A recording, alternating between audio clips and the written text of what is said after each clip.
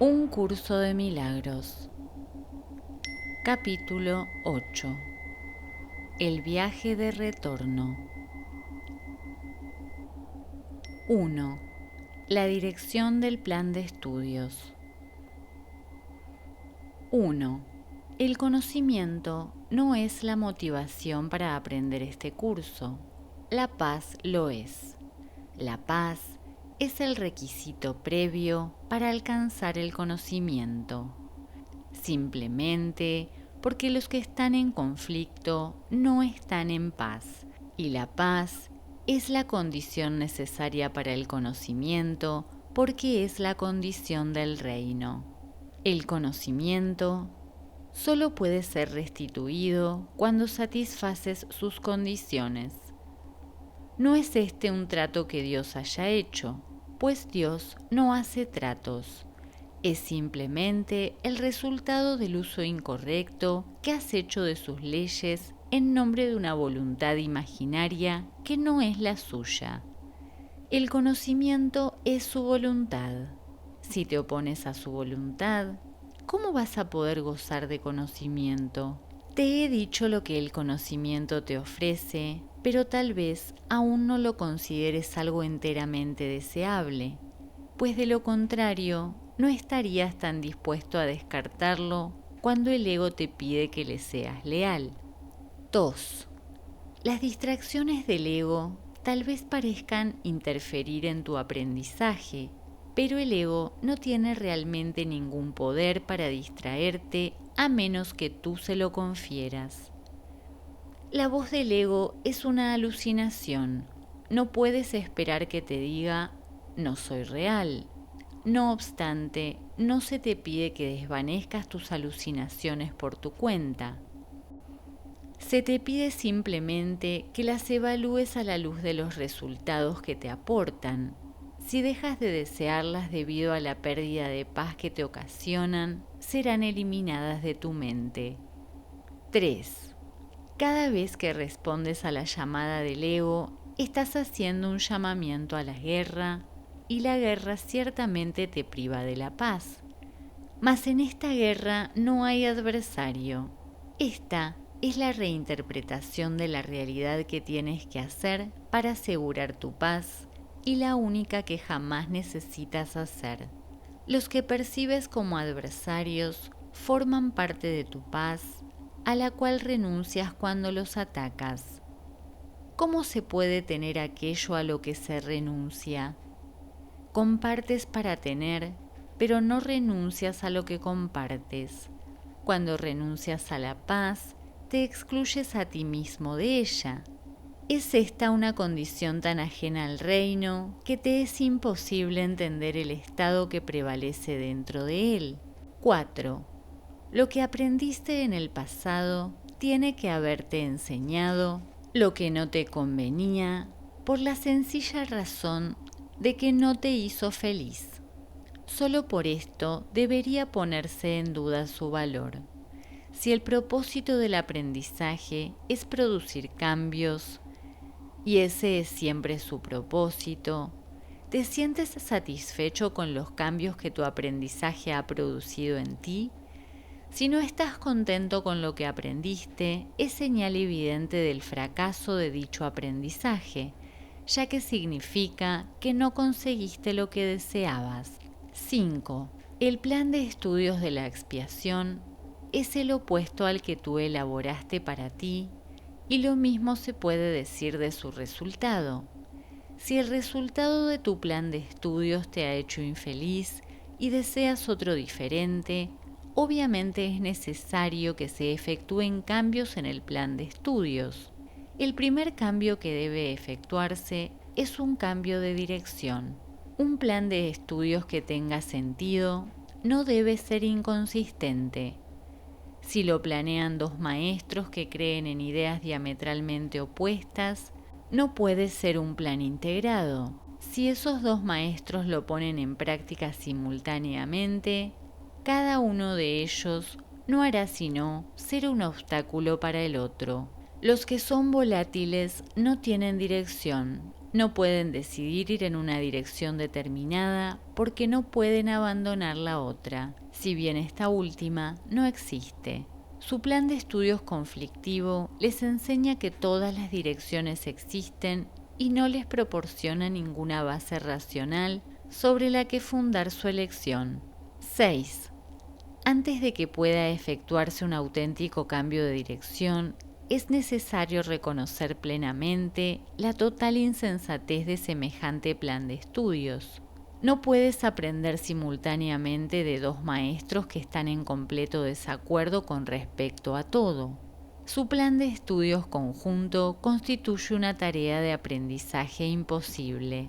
Te están enseñando cosas completamente diferentes, de forma completamente diferente, lo cual sería posible si no fuera porque las enseñanzas de ambos son acerca de ti. Ninguno de ellos puede alterar tu realidad, pero si los escuchas a los dos, tu mente estará dividida con respecto a lo que es tu realidad. 2. La diferencia entre aprisionamiento y libertad. 1. Existe una lógica sobre la que basar tu elección. Solo un maestro sabe lo que es tu realidad. Si el propósito del plan de estudios es aprender a eliminar los obstáculos que obstruyen el conocimiento de esa realidad, eso solo lo puedes aprender de ese maestro. El ego no sabe lo que está tratando de enseñar. Está tratando de enseñarte lo que eres, si bien él mismo no lo sabe. El ego no es más que un experto en crear confusión.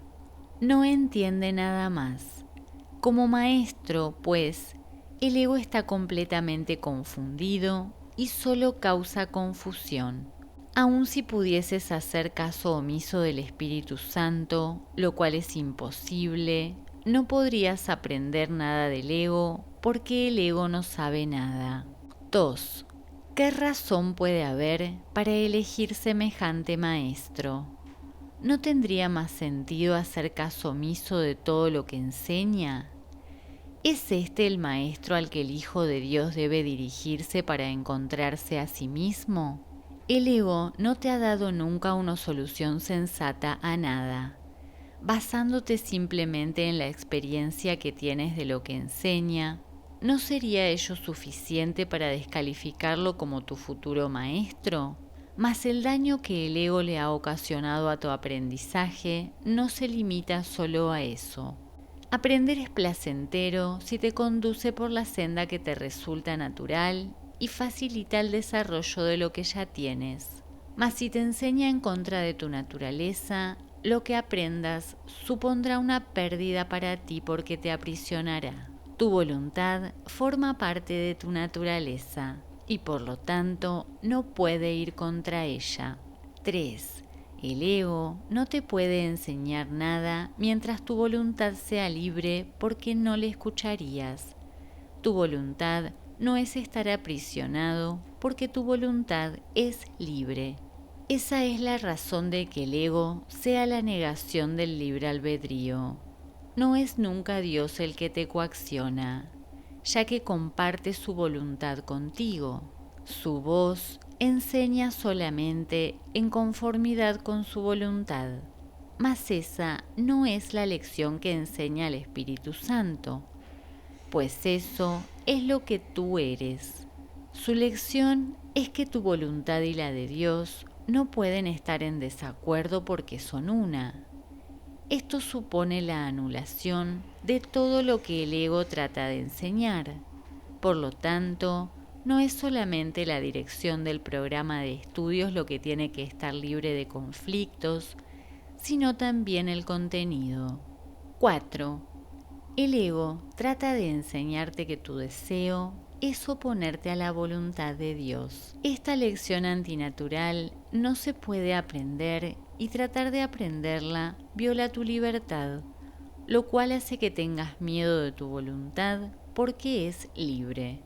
El Espíritu Santo se opone a cualquier forma de aprisionamiento de la voluntad de un Hijo de Dios porque sabe que la voluntad del Hijo es la voluntad del Padre.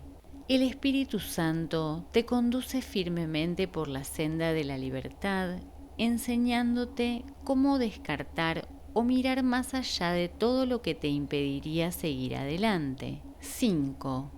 Hemos dicho que el Espíritu Santo te enseña la diferencia que existe entre el dolor y la dicha. Eso es lo mismo que decir que te enseña la diferencia que hay entre estar aprisionado y ser libre. No puedes hacer esta distinción sin él, porque te has enseñado a ti mismo que el aprisionamiento es libertad.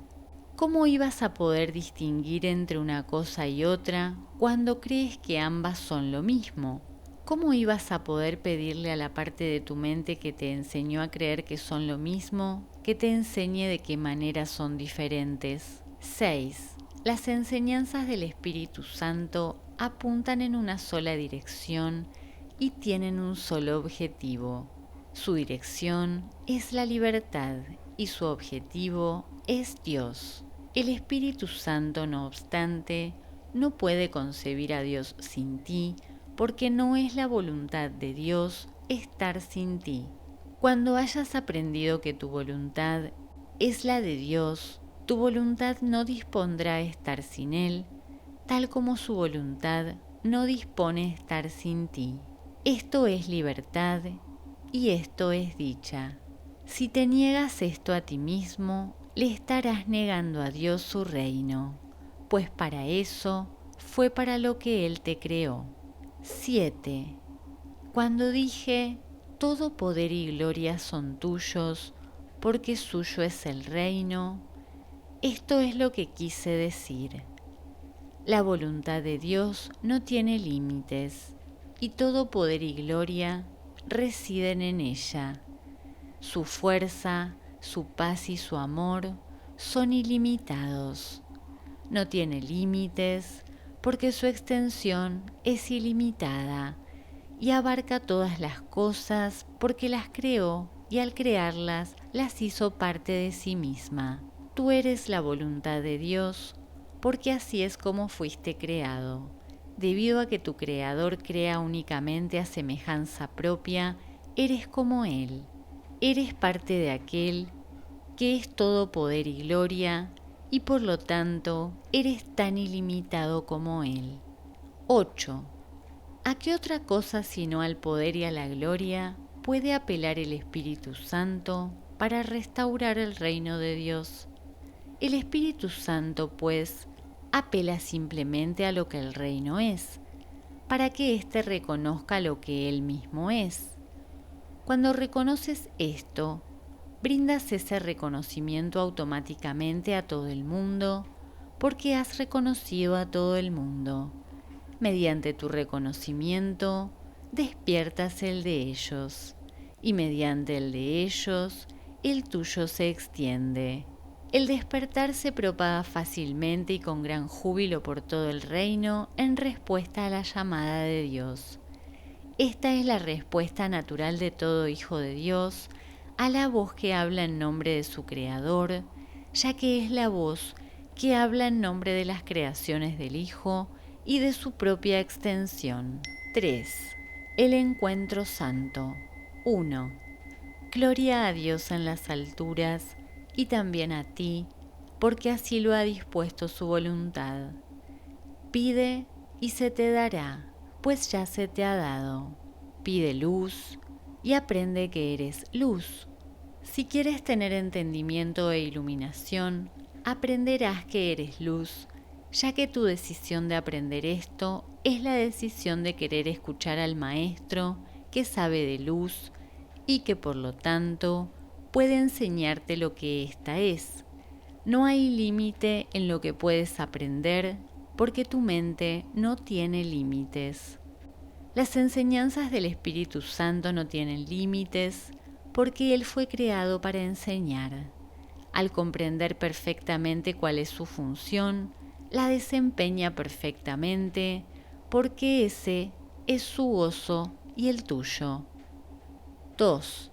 Hacer la voluntad de Dios perfectamente es el único gozo y la única paz que pueden conocerse plenamente al ser la única función que se puede experimentar plenamente. Cuando esto se alcanza, ninguna otra experiencia es posible. Desear otra experiencia, no obstante, obstaculiza su logro, porque la voluntad de Dios no es algo que se te pueda imponer, ya que para experimentarla tienes que estar completamente dispuesto a ello. El Espíritu Santo sabe cómo enseñar esto, pero tú no. Esa es la razón por la que lo necesitas y por la que Dios te lo dio. Únicamente sus enseñanzas pueden liberar a tu voluntad para que se incorpore a la de Dios, uniéndola a su poder y gloria y estableciendo a estos como tuyos.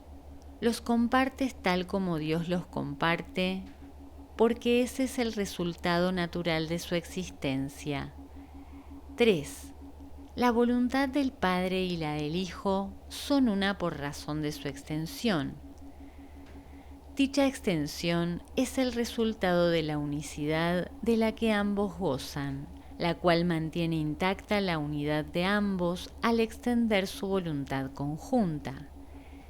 Esta es la creación perfecta de los que han sido perfectamente creados en unión con el Creador perfecto. El Padre tiene que dar paternidad a su Hijo porque su propia paternidad tiene que seguir extendiéndose. Tú, cuyo lugar está en Dios, tienes la santa función de extender su paternidad, no imponiendo ningún límite sobre ella. Deja que el Espíritu Santo te enseñe cómo hacer esto, pues lo que ello significa solo lo puedes aprender de Dios mismo. 4. Cuando te encuentras con alguien, recuerda que se trata de un encuentro santo. Tal como lo consideres a él, así te considerarás a ti mismo. Tal como lo trates, así te tratarás a ti mismo. Tal como pienses de él, así pensarás de ti mismo.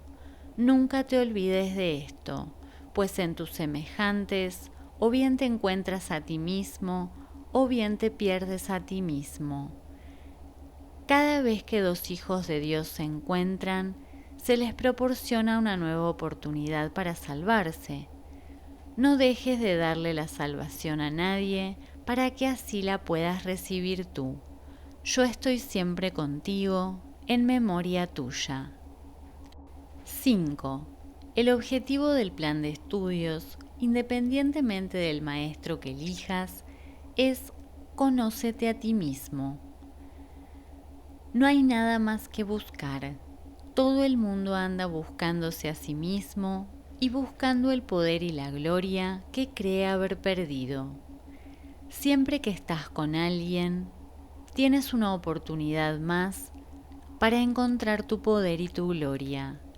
Tu poder y tu gloria están en él porque son tuyos. El ego trata de encontrarlos únicamente en ti porque no sabe dónde buscar. El Espíritu Santo te enseña que si buscas únicamente en ti, no te podrás encontrar a ti mismo porque tú no eres un ente separado. El Espíritu Santo te enseña que si buscas únicamente en ti, no te podrás encontrar a ti mismo porque tú no eres un ente separado. Siempre que estás con un hermano, estás aprendiendo lo que eres porque estás enseñando lo que eres. Tu hermano reaccionará con dolor o con alegría, dependiendo del maestro que tú estés siguiendo. Será aprisionado o liberado de acuerdo con tu decisión, al igual que tú. Nunca olvides la responsabilidad que tienes hacia él, ya que es la misma responsabilidad que tienes hacia ti mismo. Concédele el lugar que le corresponde en el reino y tú ocuparás el tuyo. 6. Tú no puedes encontrar el reino por tu cuenta y tú, que eres el reino, no puedes encontrarte a ti mismo por tu cuenta. Para lograr el objetivo del plan de estudios, por lo tanto, no debes escuchar al ego, cuyo propósito es derrotar a su propio objetivo. El ego no sabe esto porque no sabe nada, pero tú puedes aprenderlo y lo aprenderás si estás dispuesto a examinar lo que el ego quiere hacer de ti. Esta es tu responsabilidad, porque una vez que hayas examinado esto, aceptarás la expiación para ti mismo. ¿Qué otra elección podrías llevar a cabo? Una vez que hayas elegido aceptar la expiación para ti mismo, entenderás por qué razón, cuando antes te encontrabas con otra persona, creías que era otra persona. Y cada encuentro santo en el que te entregues completamente, te enseñará que eso no es así. 7. Solo puedes encontrarte con parte de ti mismo porque eres parte de Dios, quien lo es todo. Su poder y su gloria están en todas partes, y tú no puedes estar excluido de ellos. El ego te enseña que tu fuerza reside solo en ti. El Espíritu Santo te enseña que toda fuerza reside en Dios y por ende en ti. La voluntad de Dios es que nadie sufra. Él ha dispuesto que nadie sufra por haber tomado una decisión equivocada, y eso te incluye a ti. Por eso es por lo que te ha proporcionado los medios para rectificarla. Mediante su poder y su gloria, todas tus decisiones equivocadas se rectifican completamente, y así tu hermano y tú quedáis liberados de todo pensamiento opresivo que cualquier parte de la afiliación albergue. Las malas decisiones no tienen ningún poder porque no son verdaderas. El aprisionamiento que parecen producir es tan falso como ellas mismas. 8. El poder y la gloria le pertenecen únicamente a Dios. Tú también le perteneces únicamente a Él.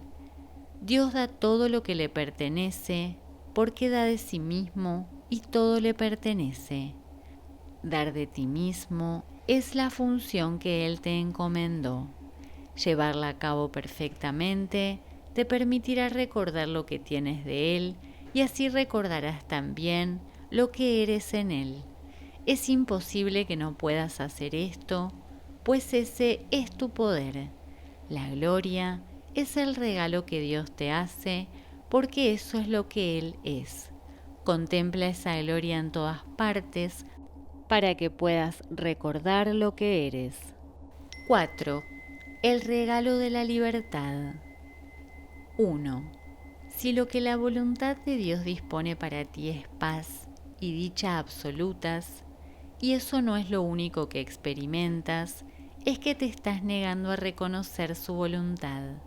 Su voluntad no fluctúa, pues es eternamente inmutable.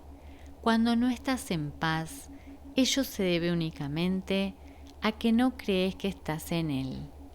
Mas Él es el todo de todo. Su paz es absoluta y tú no puedes sino estar incluido en ella. Sus leyes te gobiernan porque lo gobiernan todo. No puedes excluirte a ti mismo de sus leyes, si bien puedes desobedecerlas. Si lo haces, no obstante, y solo en ese caso, te sentirás solo y desamparado, porque te estarás negando todo. 2. He venido como una luz a un mundo que en verdad se niega todo a sí mismo. Hace eso simplemente al disociarse de todo. Dicho mundo es, por lo tanto, una ilusión de aislamiento que se mantiene vigente por miedo a la misma soledad que es su ilusión. Os dije que estaría con vosotros siempre, incluso hasta el fin del mundo. Por eso es por lo que soy la luz del mundo. Si estoy contigo en la soledad del mundo, la soledad desaparece. No puedes mantener la ilusión de soledad si no estás solo. Mi propósito, pues, sigue siendo vencer el mundo. Yo no lo ataco, pero mi luz no puede sino desvanecerlo por razón de lo que es. La luz no ataca a la oscuridad, pero la desvanece con su fulgor. Si mi luz va contigo a todas partes, tú desvaneces la oscuridad conmigo. La luz se vuelve nuestra y ya no puedes morar en la oscuridad, tal como la oscuridad no puede morar allí donde tú vas. Acordarte de mí es acordarte de ti mismo, así como de aquel que me envió a ti. 3. Estabas en las tinieblas hasta que una parte de la filiación decidió atacar completamente la voluntad de Dios. Una vez que esto se logró, todos lo lograron perfectamente. ¿De qué manera, si no, habría podido lograrse perfectamente? Mi misión consistió simplemente en reunir la voluntad de la filiación con la voluntad del Padre al ser yo mismo consciente de la voluntad del Padre. Esa es la conciencia que vine a impartirte y el problema que tienes en aceptarla es el problema de este mundo. Eliminarlo es la salvación y en ese sentido yo soy la salvación del mundo. El mundo, por lo tanto, no puede sino aborrecerme y rechazarme, ya que el mundo es la creencia de que el amor es imposible. Si aceptases el hecho de que yo estoy contigo, estarías negando al mundo y aceptando a Dios. Mi voluntad es la suya y tu decisión de escucharme es la decisión de escuchar su voz y de hacer su voluntad. De la misma manera en que Dios me envió a ti, yo te enviaré a otros, e iré a ellos contigo para que podamos enseñarles paz y unión. 4. ¿No crees que el mundo tiene tanta necesidad de paz como tú? ¿No te gustaría dársela en la misma medida en que tú deseas recibirla?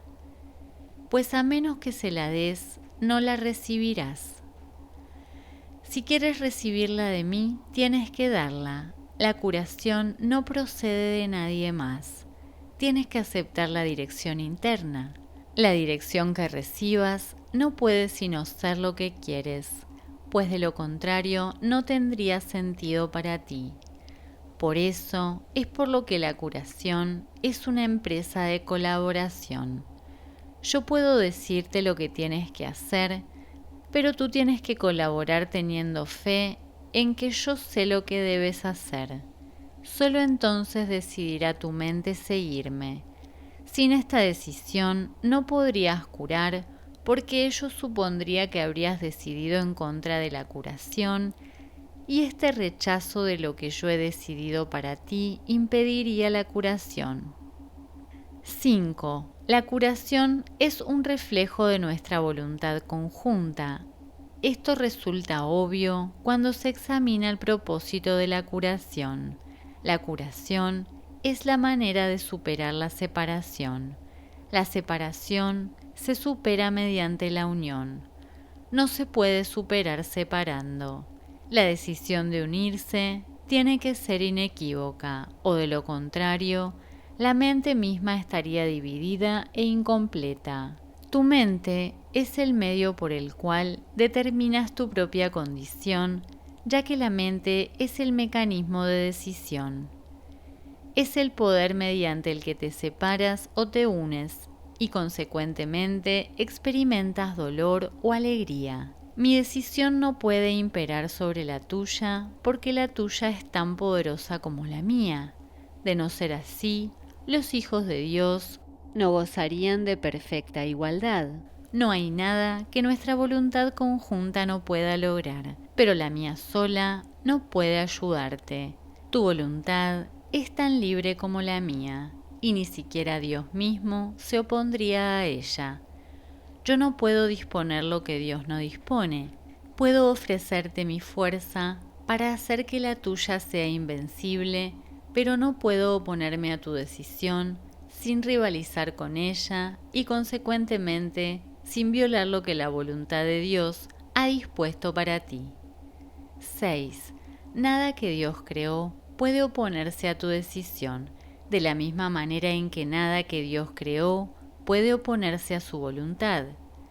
Dios le dio a tu voluntad el poder que ella posee y yo no puedo sino respetarlo en honor de su poder. Si quieres ser como yo, te ayudaré, pues sé que somos iguales. Si quieres ser diferente, aguardaré hasta que cambies de parecer. Yo puedo enseñarte, pero tú tienes que elegir seguir mis enseñanzas. ¿Cómo podría ser de otra manera si el reino de Dios es libertad? Nadie puede aprender lo que es la libertad si está sometido a cualquier clase de tiranía, y la perfecta igualdad de todos los hijos de Dios no se podría reconocer si una mente ejerciese dominio sobre otra. Los hijos de Dios gozan de perfecta igualdad en lo que respecta a su voluntad, por ser todos ellos la voluntad del Padre. Esta es la única lección que vine a enseñar. 7. Si tu voluntad no fuese la mía, tampoco podría ser la de nuestro Padre. Esto significaría que habrías aprisionado la tuya y que no le has permitido ser libre. Solo no puedes hacer nada porque solo no eres nada. Yo no soy nada sin el Padre y tú no eres nada sin mí, porque al negar al Padre te niegas a ti mismo. Siempre me acordaré de ti, y en el hecho de que me acuerde de ti radica el que tú te acuerdes de ti mismo. En nuestro mutuo recuerdo radica nuestro recuerdo de Dios, y en ese recuerdo radica tu libertad, porque tu libertad está en Él. Únete, pues, a mí en alabanza de Él y de ti que fuiste creado por Él. Este es nuestro regalo de gratitud hacia Él, que Él a su vez compartirá con todas sus creaciones, a las que da por igual todo lo que es aceptable para Él. Por ser aceptable para Él es el regalo de la libertad, que es lo que su voluntad dispone para todos sus hijos. Al ofrecer libertad, te liberarás. 8. La libertad es el único regalo que les puedes ofrecer a los hijos de Dios, ya que es el reconocimiento de lo que ellos son y de lo que Él es. La libertad es creación porque es amor. No amas a quien tratas de aprisionar. Por lo tanto, cuando tratas de aprisionar a alguien, incluyéndote a ti mismo, no le amas y no te puedes identificar con él. Cuando te aprisionas a ti mismo, pierdes de vista tu verdadera identificación conmigo y con el Padre. Tu identificación es con el Padre y con el Hijo. Es imposible que te identifiques con uno y no con el otro. Si eres parte de uno, eres parte del otro, ya que ambos son uno. La Santísima Trinidad es santa porque es una. Si te excluyes a ti mismo de esta unión, estás percibiendo a la Santísima Trinidad como desunida. Tú no puedes sino estar incluida en ella, porque la Santísima Trinidad lo es todo. A menos que ocupes el lugar que te corresponde en ella y cumplas la función que por ser parte de ella te corresponde llevar a cabo, la Santísima Trinidad estará tan desposeída como tú. Ninguna de sus partes puede estar aprisionada si es que su verdad ha de conocerse. 5. La voluntad indivisa de la filiación. 1. ¿Podrías estar en paz estando separado de tu identidad? La disociación no es una solución, es algo ilusorio.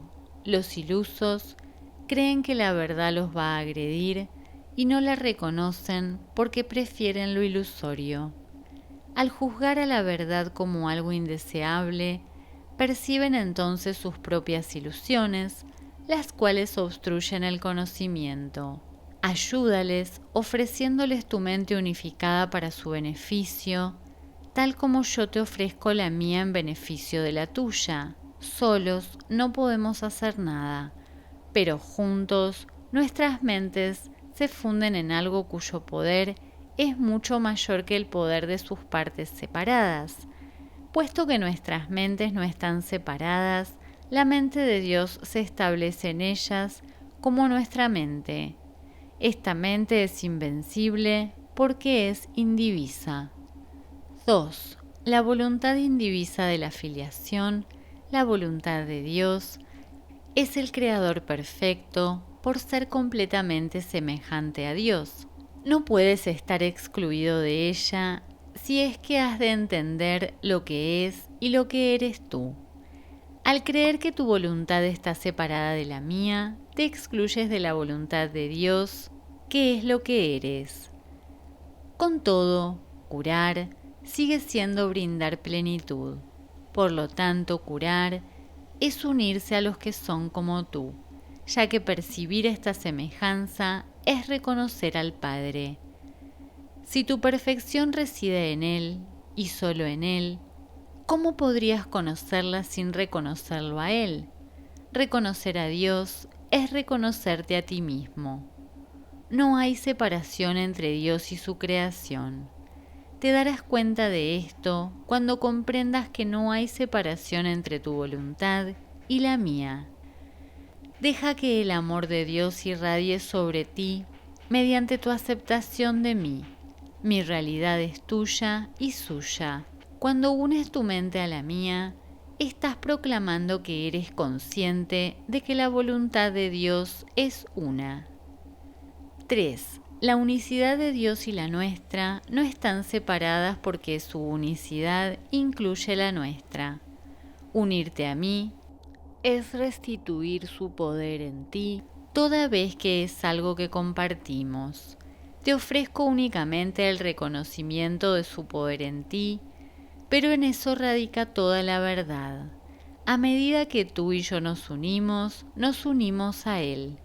Gloria a la unión de Dios con sus santos hijos. Toda gloria reside en ellos porque están unidos.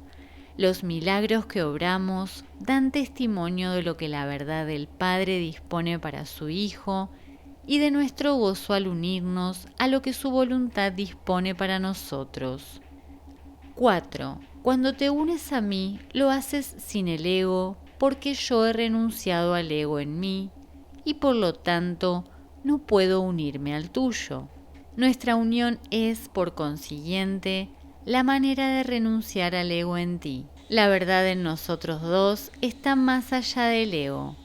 Que trascenderemos el ego está garantizado por Dios y yo comparto su certeza con respecto a nosotros dos y a todos nosotros. Y a todos nosotros. Yo les devuelvo la paz de Dios a todos sus hijos porque la recibí de Él para todos nosotros. Nada puede prevalecer contra nuestras voluntades unidas porque nada puede prevalecer contra la voluntad de Dios. 5. ¿Quieres saber lo que la voluntad de Dios dispone para ti? Pregúntamelo a mí, que lo sé por ti y lo sabrás. No te negaré nada, tal como Dios no me niega nada a mí. Nuestra jornada es simplemente la de regreso a Dios, que es nuestro hogar. Siempre que el miedo se interpone en el camino hacia la paz, es porque el ego ha intentado unirse a nuestra jornada, aunque en realidad no puede hacerlo. Presintiendo la derrota e irritado por ella, se considera rechazado y se vuelve vengativo. Tú eres invulnerable a sus represalias porque yo estoy contigo. En esta jornada me has elegido a mí de compañero en vez de al ego. No trates de aferrarte a ambos, pues si lo haces, estarás tratando de ir en direcciones contrarias y te perderás. 6. El camino del ego no es mi camino, pero tampoco es el tuyo. El Espíritu Santo les ofrece una sola dirección a todas las mentes, y la que me enseñó a mí es la que te enseña a ti. No perdamos de vista la dirección que Él nos señala por razón de las ilusiones, pues solo la ilusión de que existe otra dirección puede nublar aquella a favor de la cual la voz de Dios habla en todos nosotros. Nunca le concedas al ego el poder de interferir en la jornada. El ego no tiene ningún poder porque la jornada es el camino que conduce a lo que es verdad. Deja atrás todas las ilusiones y ve más allá de todos los intentos del ego de demorarte. Yo voy delante de ti porque he trascendido al ego. Dame por lo tanto la mano, puesto que tu deseo es trascenderlo también. Mi fortaleza estará siempre disponible y si eliges compartirla, dispondrás de ella. Te la doy gustosamente y de todo corazón porque te necesito tanto como tú me necesitas a mí. 6. El tesoro de Dios. 1. Somos la voluntad unida de la filiación, cuya plenitud es para todos.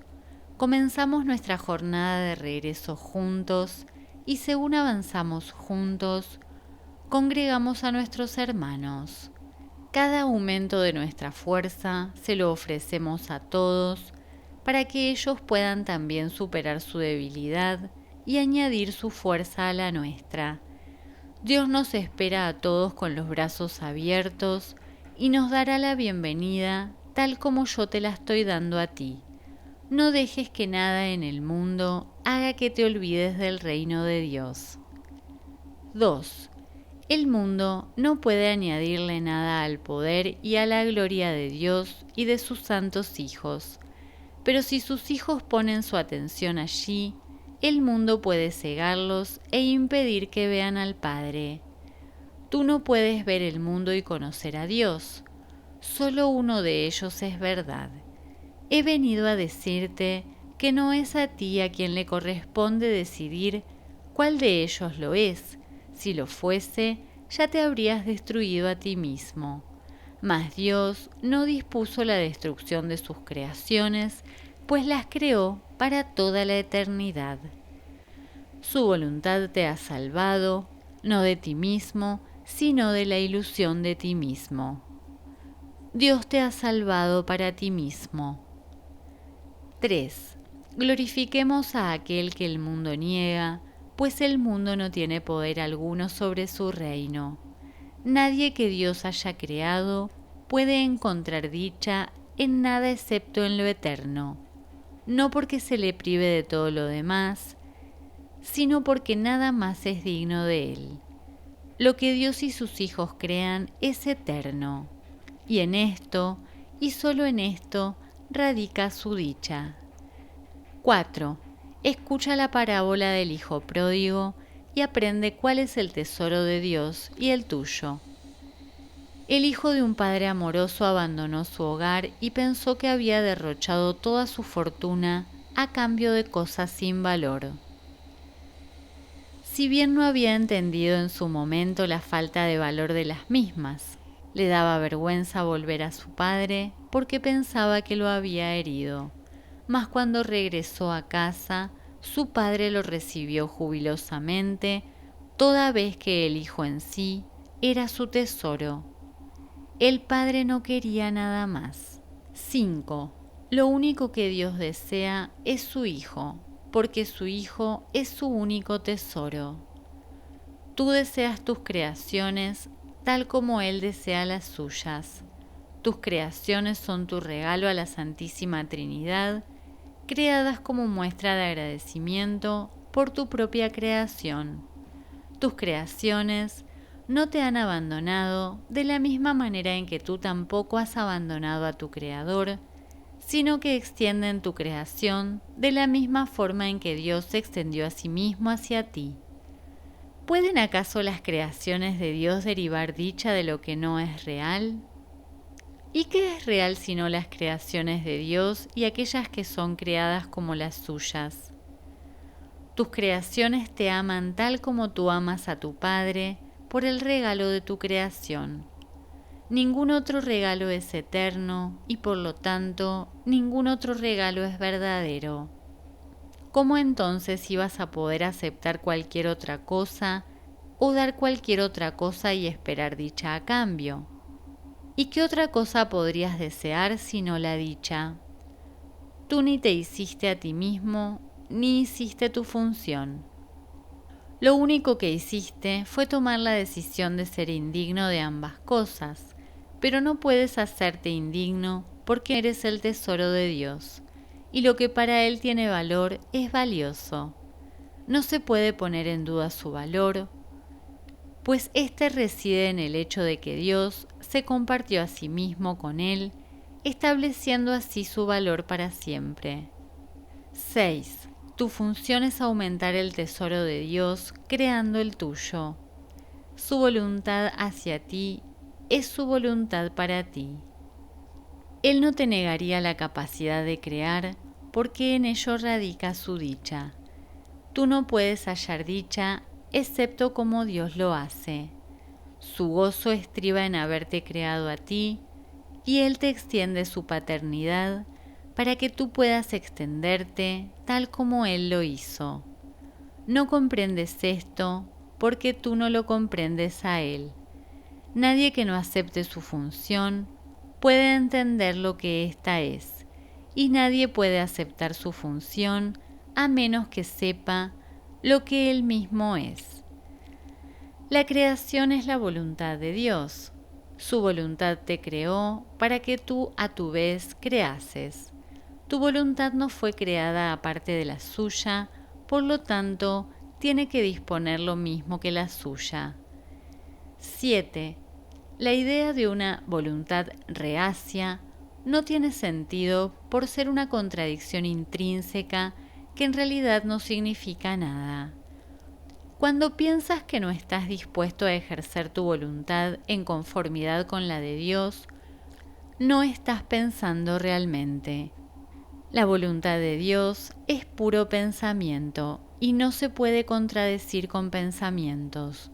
Dios no se contradice a sí mismo y sus hijos, que son como Él, no pueden contradecirse a sí mismos ni contradecirle a Él. Su pensamiento, no obstante, es tan poderoso que pueden incluso aprisionar a la mente del Hijo de Dios si así lo deciden. Esta decisión hace ciertamente que el Hijo de Dios no conozca su función, aunque ésta nunca le es desconocida a su Creador. Y puesto que no le es desconocida a su Creador, Él siempre la puede conocer. 8. La única pregunta que jamás debieras hacerte es: ¿deseo saber lo que la voluntad de mi Padre dispone para mí?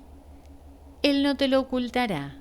Me lo reveló a mí cuando se lo pregunté, y así supe lo que Él ya había dado.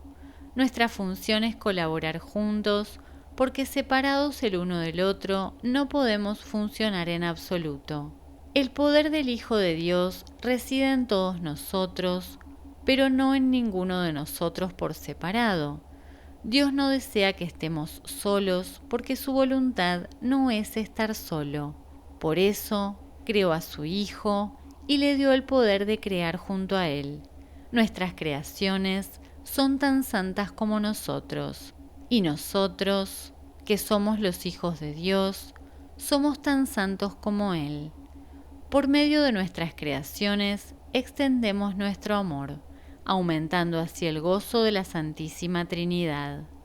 No comprendes esto porque aunque eres el tesoro de Dios, no te consideras valioso. Como resultado de esa creencia, no puedes entender nada. 9. Yo soy consciente del valor que Dios te otorga. Mi devoción por ti procede de Él, pues nació del conocimiento que tengo de mí mismo y de Él. No podemos estar separados. Lo que Dios ha unido no se puede separar, y Dios ha unido a todos sus hijos en sí mismo. ¿Cómo ibas a poder estar separado de tu vida y de tu ser? El viaje a Dios es simplemente el redespertar del conocimiento, de donde estás siempre y de lo que eres eternamente. Es un viaje sin distancia hacia una meta que nunca ha cambiado. La verdad solo puede ser experimentada, no se puede describir ni explicar. Yo puedo hacerte consciente de las condiciones que la facilitan, pero la experiencia en sí forma parte del ámbito de Dios. Juntos podemos satisfacer sus condiciones, pero la verdad vendrá a ti por su cuenta. 10. Lo que la voluntad de Dios ha dispuesto para ti es tuyo. Dios le ha dado su voluntad a su tesoro, para quien esa voluntad es su propio tesoro. Allí donde esté tu tesoro, allí estará tu corazón, tal como el suyo está allí donde se encuentra su tesoro. Tú, a quien Dios ama, eres completamente bendito. Aprende esto de mí y libera la santa voluntad de todos aquellos que son tan benditos como tú. 7. El cuerpo como medio de comunicación. 1. Los ataques son siempre físicos. Cuando se infiltra en tu mente cualquier forma de ataque, es que estás equiparándote con el cuerpo, ya que esta es la interpretación que el ego hace de él. No tienes que atacar físicamente para aceptar esa interpretación. La aceptas por el mero hecho de creer que atacando puedes obtener lo que deseas. Si no creyeses esto, la idea del ataque no tendría atractivo alguno para ti. Siempre que te equiparas con el cuerpo, experimentas depresión. Cuando un hijo de Dios piensa así de sí mismo, se está menospreciando y está haciendo lo mismo con sus hermanos. Y puesto que solo puede encontrarse a sí mismo en ellos, está por lo tanto negándose a sí mismo la salvación. 2. Recuerda que para el Espíritu Santo, el cuerpo es únicamente un medio de comunicación. Al ser el nexo de comunicación entre Dios y sus hijos separados, el Espíritu Santo interpreta todo lo que has hecho a la luz de lo que Él es. El ego se para mediante el cuerpo. El Espíritu Santo llega a otros a través de él. No percibes a tus hermanos tal como el Espíritu Santo lo hace, porque no crees que los cuerpos sean únicamente medios para unir mentes y para unirlas con la tuya y con la mía. Esta interpretación del cuerpo te hará cambiar de parecer con respecto al valor de éste. El cuerpo, de por sí, no tiene ningún valor. Si usas el cuerpo para atacar, este se convierte en algo perjudicial para ti. Si lo usas con el solo propósito de llegar a las mentes de aquellos que creen ser cuerpos para enseñarles a través del mismo cuerpo que eso no es verdad, entenderás el poder de la mente que reside en ti. Si usas el cuerpo con este fin y solo con este fin, no lo podrás usar para atacar. Cuando se usa con el propósito de unir, se convierte en una hermosa lección de comunión que tiene valor hasta que la comunión se consuma. Esta es la forma en que Dios hace que lo que tú has limitado sea ilimitado.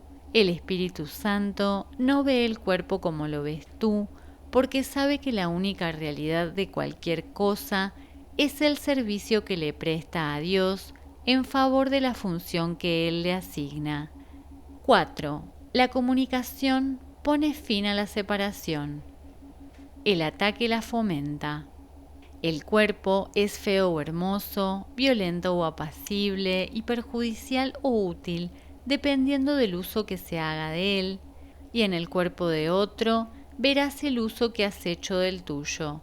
Si tu cuerpo se convierte en un medio que pones a disposición del Espíritu Santo para que Él lo use en nombre de la unión de la filiación, no verás lo físico excepto como es. Úsalo para la verdad y lo verás correctamente. Úsalo incorrectamente y lo interpretarás mal, lo cual habrás hecho ya al usarlo incorrectamente. Interpreta cualquier cosa sin el Espíritu Santo y desconfiarás de ello. Eso te conducirá al odio y al ataque y hará que pierdas la paz. 5. Toda pérdida, no obstante, procede de los falsos conceptos que albergas, pues es imposible perder, sea cual sea la forma en que se mantiene la pérdida. Mas cuando ves a un hermano como una entidad física, pierdes su poder y su gloria, así como los tuyos. Lo has atacado, pero tienes que haberte atacado a ti mismo primero, por tu propia salvación, que le ha de brindar a él la suya.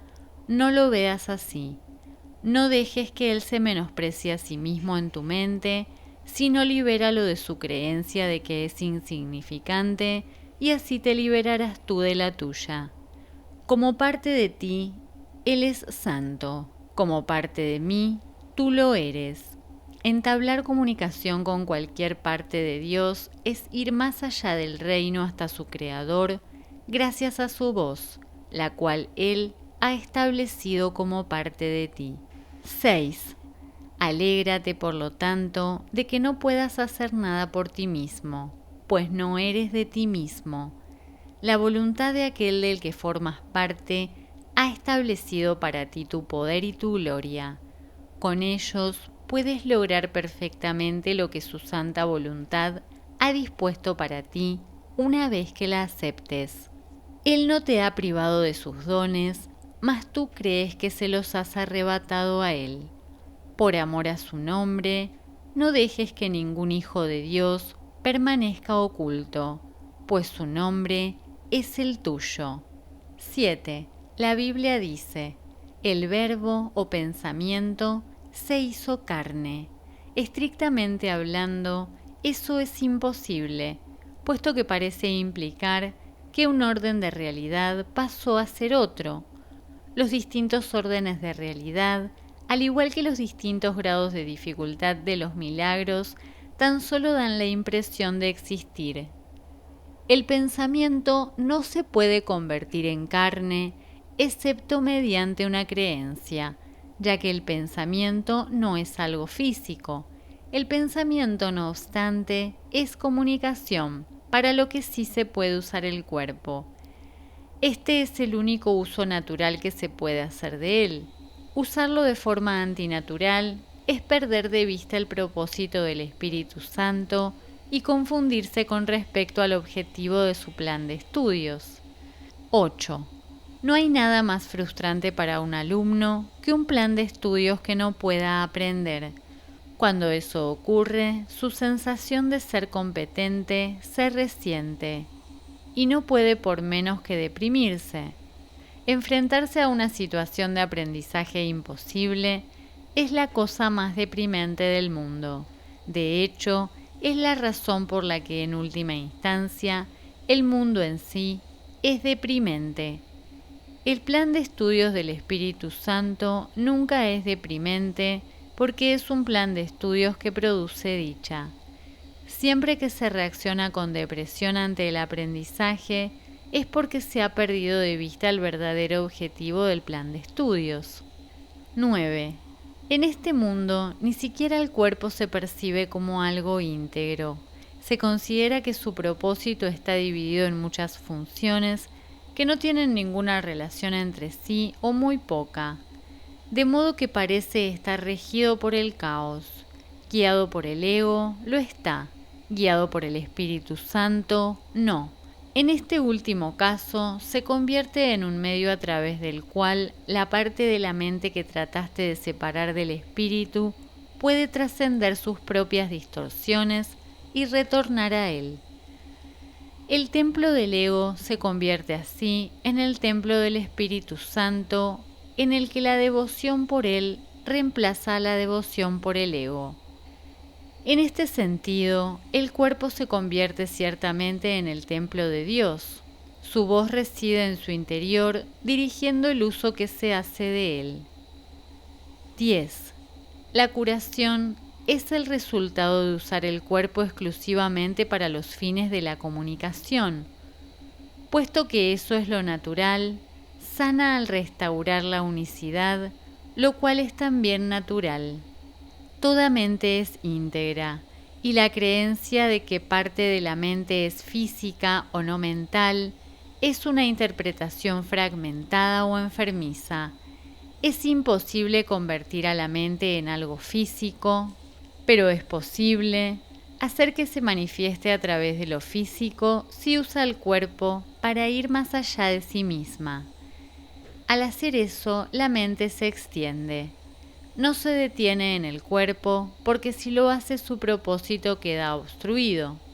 Una mente que ha sido obstruida se ha permitido a sí misma ser vulnerable al ataque porque se ha vuelto contra sí misma. 11. Despejar estos obstáculos es por consiguiente la única manera de garantizar ayuda y curación. Ayudar y curar son las expresiones naturales de la mente que está operando a través del cuerpo, pero no en él. Si la mente cree que su objetivo es el cuerpo, distorsionará su percepción de éste y al bloquear su propia extensión más allá del mismo, dará lugar a enfermedades, pues estará fomentando la separación. Percibir al cuerpo como una entidad separada no puede sino fomentar la enfermedad, ya que ello no es verdad. Un medio de comunicación deja de ser útil si se emplea para cualquier otra cosa. Usar un instrumento de comunicación como instrumento de ataque es estar confundido con respecto a su propósito. 12. Comunicar es unir y atacar es separar. ¿Cómo ibas a poder hacer ambas cosas simultáneamente, utilizando el mismo medio y no sufrir por ello? La percepción del cuerpo solo se puede unificar cuando se ha aceptado un solo propósito. Esto libera a la mente de la tentación de ver al cuerpo bajo las distintas luces y puede entonces entregárselo por completo a la única luz en la que puede ser realmente entendido. Confundir un recurso de aprendizaje con un objetivo del plan de estudios es una confusión básica que impide el entendimiento de ambos. El aprendizaje tiene que conducir más allá del cuerpo al restablecimiento del poder de la mente en él. Esto solo se puede lograr si la mente se extiende hasta otras mentes y no interrumpe su extensión. Esta interrupción es la causa de todas las enfermedades porque es la única función de la mente, porque la única función de la mente es extender. 13. Lo opuesto a la dicha es la depresión. Cuando lo que aprendes fomenta la depresión en lugar de la dicha, es que no estás escuchando al Maestro jubiloso de Dios ni aprendiendo sus lecciones. Ver un cuerpo de cualquier otra forma que no sea como un medio de comunicación es limitar a tu mente y hacerte daño a ti mismo. La salud, por lo tanto, no es otra cosa que un propósito unificado. Si se pone al cuerpo en armonía con el propósito de la mente, este se vuelve íntegro porque la mente solo tiene un propósito. El ataque tan solo puede ser un propósito que el cuerpo ha asumido, ya que separado de la mente, el cuerpo no tiene ningún propósito. 14. Tú no estás limitado por el cuerpo y el pensamiento no puede hacerse carne. La mente, no obstante, puede manifestarse a través del cuerpo si va más allá de él y no lo interpreta como una limitación. Siempre que ves a alguien limitado a un cuerpo o por un cuerpo, estás imponiéndote a ti mismo ese mismo límite. ¿Estás dispuesto a aceptar eso cuando el único propósito de tu aprendizaje debería ser escaparte de toda limitación? Todo aquel que concibe el cuerpo como un medio de ataque y cree que de ello puede derivar dicha, demuestra inequívocamente que es un mal estudiante. Ha aceptado un objetivo de aprendizaje que contradice claramente el propósito unificado del plan de estudios y que le impide aceptar como propio el propósito de éste. 15. La dicha procede de un propósito unificado y un propósito unificado es algo que es únicamente propio de Dios. Cuando tu propósito está unificado, es el suyo. Si crees que puedes interferir en su propósito, necesitas salvación. Te has condenado a ti mismo, pero la condenación no es algo que proceda de Dios. Por lo tanto, no es real, ni tampoco lo son sus aparentes resultados. Cuando ves a tu hermano como un cuerpo, lo estás condenando porque te has condenado a ti mismo. No obstante, si toda condenación es irreal, y tiene que serlo puesto que es una forma de ataque, entonces no puede tener consecuencias. 16. No te permitas sufrir por causa de las consecuencias imaginarias de lo que no es real. Libera tu mente de la creencia de que eso es posible. En su total imposibilidad, radica tu única esperanza de liberación. ¿Y qué otra esperanza querrías albergar? La única manera de liberarse de las ilusiones es dejando de creer en ellas. El ataque no existe, lo único que existe es comunicación ilimitada y por lo tanto poder y plenitud ilimitados. El poder de la plenitud es la extensión. No dejes que tus pensamientos se detengan en este mundo y tu mente se volverá receptiva a la creación de Dios. 8. El cuerpo como medio o como fin. 1. Las actitudes que se tienen hacia el cuerpo son las actitudes que se tienen hacia el ataque. Las definiciones del ego con respecto a todas las cosas son inmaduras y están siempre basadas en el propósito que él cree que todas ellas tienen. Esto se debe a que es incapaz de hacer generalizaciones y equipara lo que ve con la función que le adscribe. No lo equipara con lo que es. Para el ego, el cuerpo es algo con lo que atacar. Puesto que te equiparas con el cuerpo, el ego te enseña que tu propósito es atacar. El cuerpo, pues, no es la fuente de su propia salud. La condición del cuerpo depende exclusivamente de cómo interpretas su función. Las funciones son algo inherente al estado de ser, pues surgen de éste, mas su relación no es recíproca. El todo ciertamente define a la parte, pero la parte no define al todo. Conocer en parte, no obstante, es conocer enteramente debido a la diferencia fundamental que existe entre conocimiento y percepción. En la percepción, el todo se construye a base de partes que se pueden separar y ensamblar de nuevo en diferentes constelaciones. El conocimiento, por otra parte, nunca cambia su constelación. Por lo tanto, es permanente.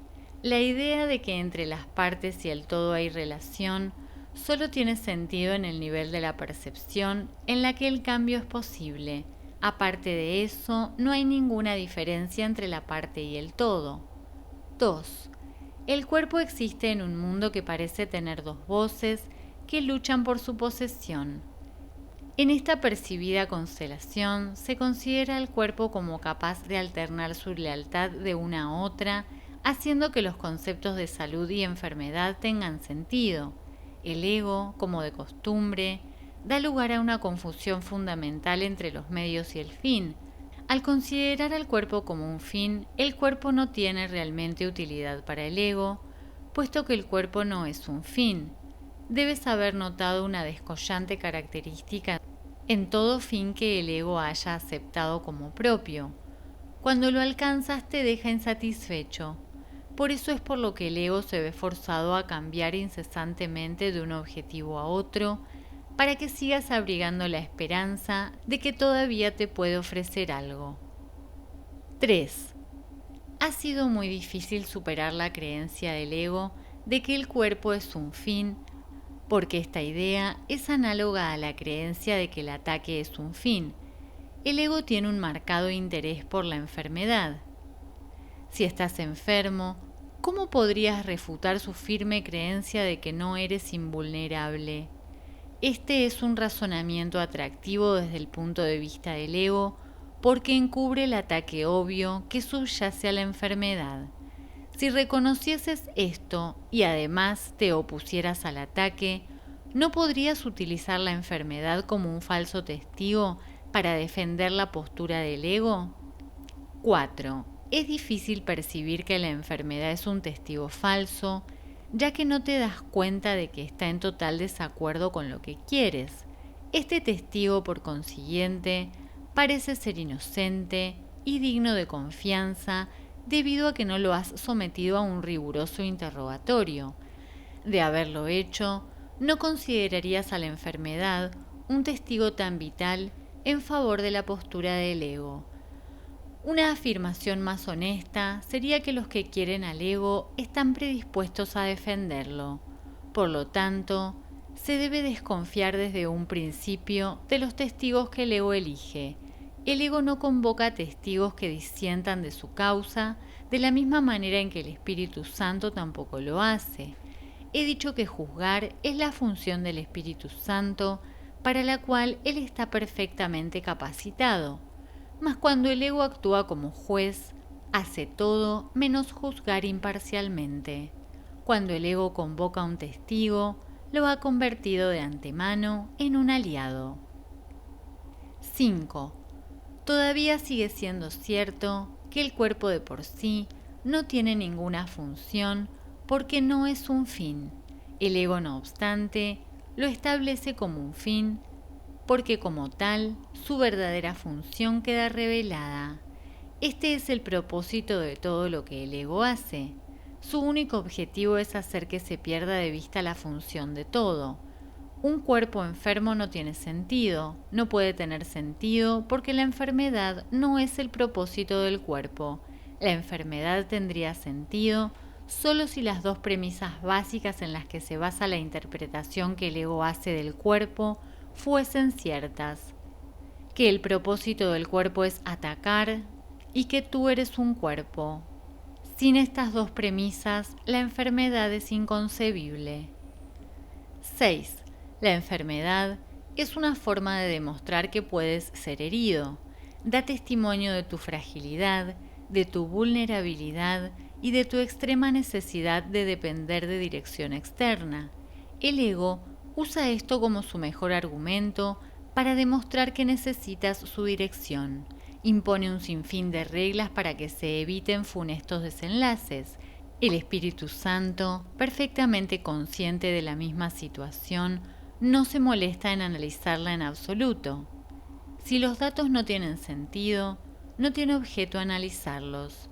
La función de la verdad es recopilar información que sea verdadera, sea cual sea la forma en que trates de usar el error, de ello no resulta nada. Cuanto más complicados se vuelven los resultados, más difícil puede que resulte reconocer su insustancialidad, mas no es necesario examinar todos los posibles resultados a que las premisas dan lugar a fin de juzgarlos correctamente. 7. Un recurso de aprendizaje no es un maestro. No te puede decir cómo te sientes. No sabes cómo te sientes porque has aceptado la confusión del ego y por lo tanto crees que un recurso de aprendizaje puede decirte cómo te sientes. La enfermedad no es más que otro ejemplo de tu insistencia en querer pedirle dirección a un maestro que no sabe la respuesta. El ego no puede saber cómo te sientes. Cuando dije que el ego no sabe nada, dije lo único que es completamente cierto con respecto al ego. Pero hay un corolario. Si solo el conocimiento existe y el ego no tiene conocimiento, entonces el ego no existe. 8. Tal vez te preguntes cómo es posible que la voz de algo que no existe pueda ser tan insistente. ¿Has pensado alguna vez en el poder de distorsión que tiene lo que deseas, aun cuando no es real? Son muchos los casos que demuestran cómo lo que deseas distorsiona tu percepción. Nadie puede dudar de la pericia del ego para presentar casos falsos, ni nadie puede dudar tampoco de que estás dispuesto a escucharle hasta que decidas no aceptar nada excepto la verdad. Cuando dejes de lado al ego, éste desaparecerá. La voz del Espíritu Santo es tan potente como la buena voluntad que tengas de escucharla. No puede ser más potente sin que viole tu libertad de decisión que el Espíritu Santo intenta restaurar, no menoscabar. 9. El Espíritu Santo te enseña a usar el cuerpo solo como un medio de comunicación entre tus hermanos y tú, de modo que Él pueda enseñar su mensaje a través de ti. Esto los curará y por lo tanto te curará a ti. Nada que se utilice de acuerdo con su propia función tal como el Espíritu Santo la ve, puede enfermar, mas todo lo que se utiliza de cualquier otra forma no puede sino enfermarse. No permitas que el cuerpo sea el reflejo de una mente dividida. No dejes que sea una imagen de la percepción de pequeñez que tienes de ti mismo. No dejes que refleje tu decisión de atacar. Se reconoce que la salud es el estado natural de todas las cosas cuando se deja toda interpretación en manos del Espíritu Santo, quien no percibe ataque en nada. La salud es el resultado de abandonar todo intento de utilizar el cuerpo sin amor. La salud es el comienzo de la correcta perspectiva con respecto a la vida, bajo la dirección del único maestro que sabe lo que ésta es, al ser la voz de la vida misma. 9. La curación como resultado de una percepción corregida. 1. Dije antes que el Espíritu Santo es la respuesta. Es la respuesta a todo porque conoce la respuesta a todo. El ego no sabe lo que es una verdadera pregunta, si bien plantea un sinnúmero de ellas. Mas tú puedes aprender lo que es una verdadera pregunta a medida que aprendas a poner en duda el valor del ego y desarrolles así tu capacidad para evaluar sus preguntas. Cuando el ego te tiente a enfermar, no le pidas al Espíritu Santo que cure el cuerpo, pues eso no sería sino aceptar la creencia del ego de que el cuerpo es el que necesita curación. Pídele más bien que te enseñe cómo percibir correctamente el cuerpo, pues lo único que puede estar distorsionado es la percepción. Solo la percepción puede estar enferma, porque solo la percepción puede estar equivocada. 2. La percepción errónea es el deseo de que las cosas sean diferentes de como son. La realidad de todas las cosas es totalmente inocua porque la condición de su realidad es la inoculidad total. Esa es también la condición de la conciencia que tienes de su realidad. Tú no tienes que buscar la realidad te buscará y te encontrará cuando satisfaga sus condiciones. Sus condiciones son parte de lo que ella es, y esa parte es lo único que depende de ti. El resto tiene lugar por su cuenta. Necesitas hacer tan poco, porque tu parte, aunque pequeña, es tan poderosa que te brindará totalidad. Acepta, por lo tanto, la pequeña parte que te corresponde y deja que la totalidad sea tuya. 3. La plenitud cura porque es algo propio de la mente. Toda clase de enfermedad, e incluso la muerte, son expresiones físicas del miedo a despertar. Son intentos de reforzar el sueño debido al miedo a despertar. Esta es una forma patética de tratar de no ver inutilizando la facultad de ver.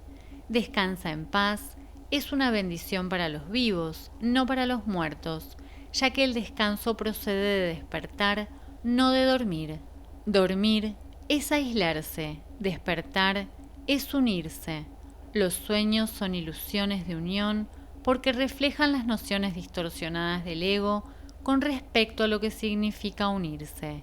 El Espíritu Santo, no obstante, aprovecha también el tiempo que pasas durmiendo y puedes, si se lo permites, utilizar los sueños que tienes mientras duermes para ayudarte a despertar. 4. La manera en que te despiertas indica cómo usaste el tiempo que pasaste durmiendo, a quién se lo ofreciste, bajo qué maestro lo pusiste. Siempre que te despiertas desanimado, es que no se lo ofreciste al Espíritu Santo.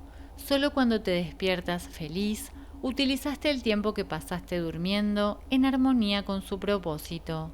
Dormir puede ciertamente drogarte si lo usas indebidamente en favor de la enfermedad. Dormir no es una forma de muerte de la misma manera en que la muerte no es una forma de inconsciencia. La inconsciencia total es imposible. Puedes descansar en paz debido únicamente a que estás despierto. 5. La curación es la liberación del miedo a despertar y la sustitución de ese miedo por la decisión de despertar. La decisión de despertar refleja la voluntad de amar, puesto que toda curación supone la sustitución del miedo por el amor.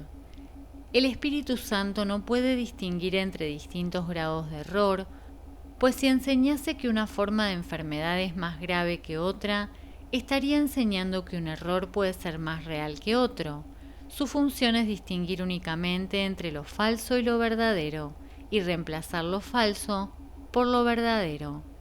6. El ego, empeñado siempre en debilitar a la mente, trata de separarla del cuerpo en un intento de destruirla, mas en realidad cree que la está protegiendo.